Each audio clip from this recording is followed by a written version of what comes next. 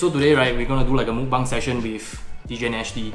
So I know Nash for like over like 13 years already, right? Like super long already. From the beginning, right, I already know that you are like a passionate student of music where you can play multiple instruments and all this, right?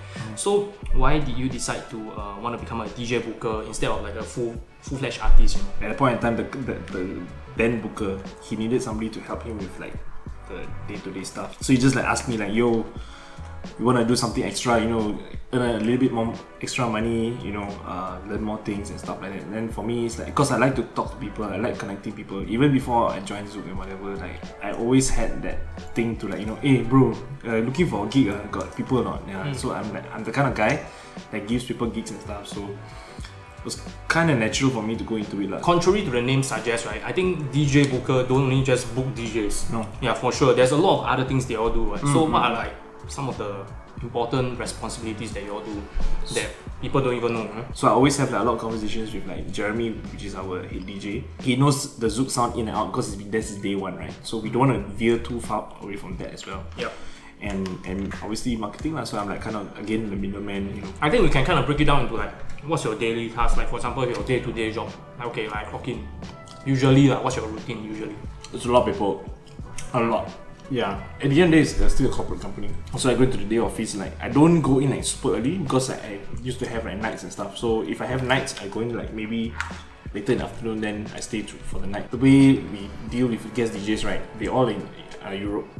So time zone different. So when you're sleeping, right, they're replying your email. So when you get into work, you gotta reply because you know they also be sleeping, and then when they wake up, they can, you know. For those in US and Australia, also another time zone. Yeah, so it's different countries, different time zones.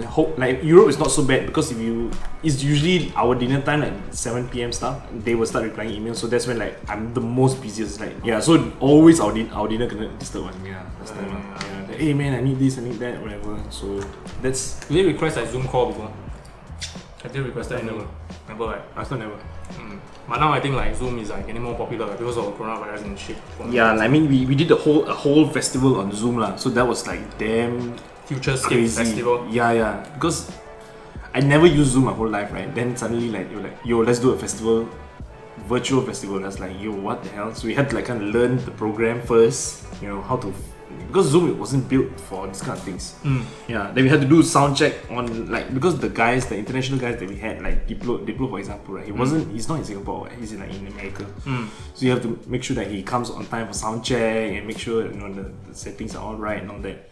Oh, everything is damn smooth, man. Quite crazy, yeah. I think it was also quite fucked up for me because I was literally the first act starting the whole thing. Yeah. And then I don't know why, right? But I just decided like 3 minutes beforehand, right? Okay, fuck it, I'm gonna start with a routine, not just a DJ mix, you know. Then I got myself even more nervous, you know. I kind of like, you know, make things harder for myself. But okay, man. At the end of the day, right? Wow, it was so nice, you know. I was like watching the playback, right? I was doing my routine, and then once my routine end, boom, they cut to the next dancer. Oh my god, that was like perfect, you know. I don't want people to just watch me after I finish my routine, right? It'll be boring, you know. Most DJ sets you are waiting for the chorus to come, then after then you mix out, you know. Yeah, but wow, that was perfect, man. One of the most smoothly run festival, right? That you never did before. Never did before. Yeah, that was crazy. Okay, then we talk about like your monthly schedule look like, you know, how many acts you book a month, etc. So all of this, right, actually we do plan before the year starts. Now it's what, November, right? We already start planning, plotting out the dates, okay, because we know when are the holidays, we know when are the weekends and stuff. So we always say, okay, this year we're gonna book 3 A-listed DJs, Skrillex or whatever, and then like monthly we'll do like maybe 1 or 2 smaller DJs, and then maybe like for F1 we'll get a very very big star, like example like Martin Garrix example, and then we do budgeting. So we will budget now, okay, this A-lister will cost how much, then we just put all the budgets and we send in for approval. And that's when they will come back to us, okay, you can spend like X amount of money or not, or you gotta cut here, you gotta cut there and stuff like that. Will you say like this job, right, is something like day trading, where you are like booking an artist, right, for an astronomical amount of money, like, you know, DJ Snake, Skrillex, all this, we know there are like 5 to 6 digit per night kind of people, you know. I think it's like quite common knowledge you can find all over the internet. Are you like kind of like day trading in a sense that, or artist trading in a sense that, okay, I book this guy at this certain amount of money, right, and then I can kind of like, based on my previous statistics and information from my DJ booker friends from all around the world, right, we can kind of like predict how much this guy's gonna make? Not really, because like For day trading, end goal is to make money. For DJ booking, end goal, of course, we need to make money, but that's not all, right? Some DJs we might just break even and then or maybe lose, but we really want him because we want to obviously make sure that we get the best talent, and sometimes it's not the best talent yet, but it's like an upcoming talent, like like how we got like Zed and Hartwell, like everybody, all these guys before they were big. I think something that is very common that happened, right, is like as a resident DJ, local resident DJ, right, if you try to be like a bit forward thinking, right, like for example that period of time when Rich Trigger, that stick came out, and then we tried to play it, like we know that it's a dope song, but it didn't work, but it took San Holo coming to Singapore to play it, and then everybody be like, oh, this is San Holo, this is an international act, and then when he played that song, everybody like, oh, they all go crazy, but then we were already playing it like weeks in advance, and there was no reaction. But once San Holo came to Singapore and did that, right, he kind of like unlocked that track for us, So I think this is like also one of the very important things that international act bring in a sense that they unlock more culture that is like we cannot accept seeing our own compatriots, Yeah, I guess so. Yeah, but it's important to have guest DJs that not only are famous but also like forward thinking in a way as well, because they have the power, like what you said, right, to like kind of educate the local crowd, because they are so big, right, and they almost can play no wrong track because they just love them anyway, right. But for us resident DJs, we're put under more scrutiny, I feel. What is one act, right, that everybody tell you that it's not gonna work, but then you book and it's like, oh my god, Salvatore Gunna. I thought he was like quite big in like the meme world, yet we booked him before that happened. Oh, is it? Yeah. Holy shit. We booked him before he did the Tomorrowland. I remember when y'all booked him, I was like in reservice. I was so fucking sad. Oh my god. We booked him before he did the Tomorrowland thing, and then when the Tomorrowland thing happened, we were like, yes! This is okay, this is like the investment thing. But wait, did it like bring a good reaction? Oh, yes. Yeah, it was like super packed. I think it was sold out. Yeah, definitely it was sold out. I got a shock in my life because usually guests just won't go into the crowd. After the set, they just want to chill in the the DJ room. Right? Yeah. But he was like, he just went. Like, you must have security. Like, don't know what's gonna happen to him, right? So security is just hovering around while he's doing so he just went. I think he didn't go from the back. I think he jumped from the front. And I was like, oh shit! And then quickly get security over there. Then I also had to go there, kind of to make sure he doesn't get injured or whatever. But he's damn humble and very nice guy. Very, very nice guy. He can just have a conversation like this, Like, he's not crazy like off stage. Yeah. He's just a regular guy. Very humble. Quite soft spoken also. Doesn't even drink. Don't even drink. Then what is his rider like? I think he had like liquor in the rider. Usually DJs who don't drink, they'll still have liquor in the rider because like for his friends. Yeah. What about some acts like Vinny Vici? How was that? Vinny Vici, yeah, that was before my time. I think at that point in time, Psytrance haven't really come to Singapore yet. Yep. But we know it was like so big everywhere else, right? So I think it was Zushan that booked him. We actually had to open 2 rooms. It was Super Club, and the queue was like from like, I don't know, doors open at 9. I think the queue was like from 7 or something like this. It was crazy. I couldn't even go be like backstage and stuff. That was really very successful. Like, we didn't plan for a Super Club, but because of the response that we were getting, like oh dude, we need to do a Super Club. I think for Vinny Vici and Salvatore Ganacci, right, both of them, right, have this same thing that going on with them that I feel is that Salvatore Ganacci is clearly a house DJ. Vinny Vici is like a psytrance duo, but they are not afraid of going outside of their niche. A very good example is Salvatore Ganacci, right? Not only playing house, but he also produced speed house, and then he start implementing like popular elements. For example, Booyah, like pa pa pa pa pa pa pa. Then suddenly when the drop comes, it's a house song, So he kind of knows like, the audiences just want popular tracks, But at the end of the day, I'm still gonna give them what I'm known for, without like, how to say, like overwhelming them, like, oh, I'm a house DJ, I only play house music, full stop, Then I guess that's what like give rise to their popularity and to the mainstream market. It's damn funny. He was, I think he was playing Epic. Yeah. He did a handstand, then he kicked the thumb drive. Oh shit! Then he went to emergency loop.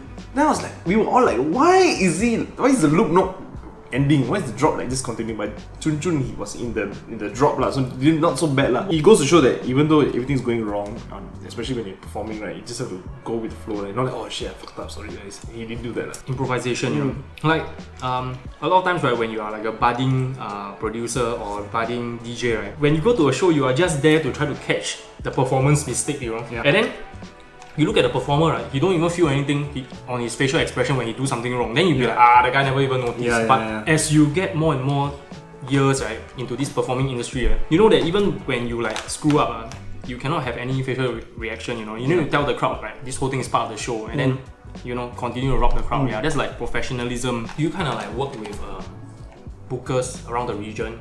Yes. You all have like a close relationship. Yeah, we do. In how you carry out all these bookings. So we work very closely with Malaysia, Thailand, and Indonesia. It's a Southeast Asian kind of clique. Again, because of our reputation and because we've been in the game for so long, they will come to us like, yo, I'm bringing this. Let's say like, there's a festival happening in Thailand, right? Yo, I'm bringing so and so. You all want to jump in on the deal or not? You can just rock him.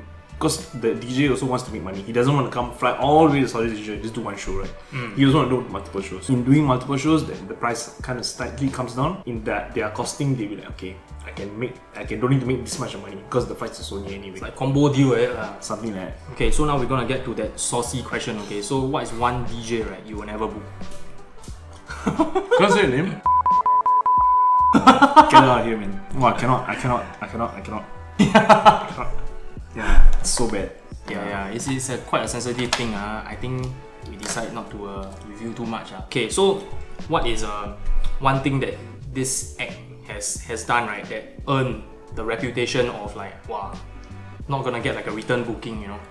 We booked the act for one sound, and when the person came, they totally did a different thing. Basically, they didn't read the job description, I guess. Like basically, you book a hip hop DJ and then come here play jazz. Yeah.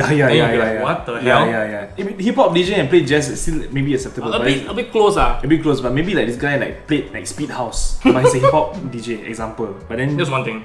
Yeah, that's just one thing. Weirdly, very nervous. Didn't really perform to our expectations. The act was a nice person, but just the performance was like really bad. And like during the whole performance, we were like, yo, what the hell happened? We had like fans all came out and stuff. There was an expectation lah. What a waste. And then the act produces their own music or no? Yeah. That means they already have a solid fan base for the music. Yeah. And then when all the fans came down, they didn't like deliver to the fans. They didn't want a refund or something. They didn't want. I don't know about the refund, but like, they were all of them were like, pretty mad lah. But obviously they all stayed like take pictures with the act. Okay, so what will you say is one way, right, this act can kind of like redeem themselves, because I think when you think this way, right, it's definitely not just you. It's like the team think this way, you know. And when a big club's team can think this way, right, then I'm pretty sure that there's quite a lot of clubs that the act, right, has performed in definitely can share this kind of same sentiments, you know. Because we did book this said person again the second time against my wishes, but we did it.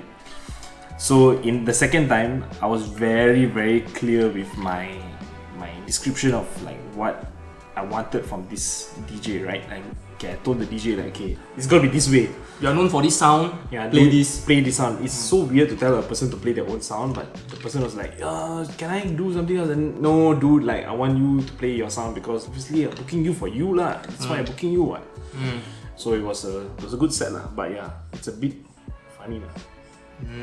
Until they kind of like prove themselves with multiple small shows, then they can re-establish their dominance within the big club circuit lah.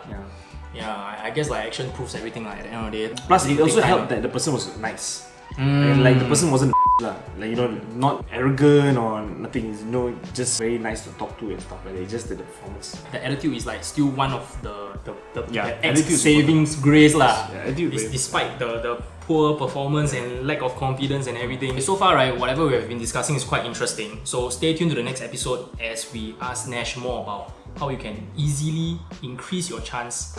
Not easily lah, but increase your chance on getting DJ gigs local and internationally. Because since he's a DJ booker, you know, so click here to watch the next video. Click it!